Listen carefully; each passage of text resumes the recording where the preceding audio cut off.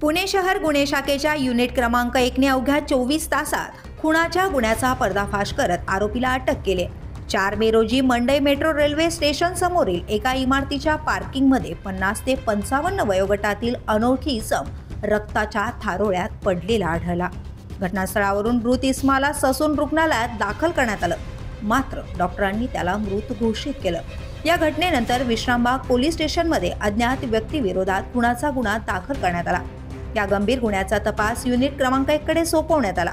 वरिष्ठ अधिकाऱ्यांच्या मार्गदर्शनाखाली घटनास्थळाच्या बारकाईने तपास आणि गुप्त बातमीदारांच्या माहितीवरून पोलिसांनी तपासाची चक्र जलद फिरवली। शक्यता अनैसर्गिक संबंधाच्या कारणावरून खून केल्याची बातमी समोर आली आणि तपासाचे धागेदोरे मिळत गेले। खून करणारा इसम रमेश प्रकाश सत्रे, वय 21, राहणार कात्रड, तालुका राहुरी, जिल्हा अहिल्यानगर, हा पुण्यातील शिरूर येथे आपल्या भावाच्या फ्लॅटमध्ये लपल्याची माहिती पोलिसांना मिळाली। त्यानुसार युनिट क्रमांक 1 च्या पथकाने शिरूरमध्ये धाड टाकून रमेश सत्रे याला ताब्यात घेतलं। ही धडक कारवाई करण्यात आली।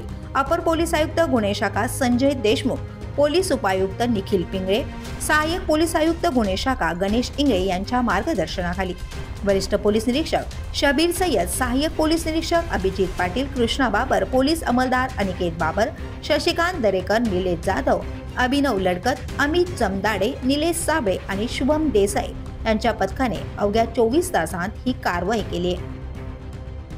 The police news, Ranjit Maske, Pune.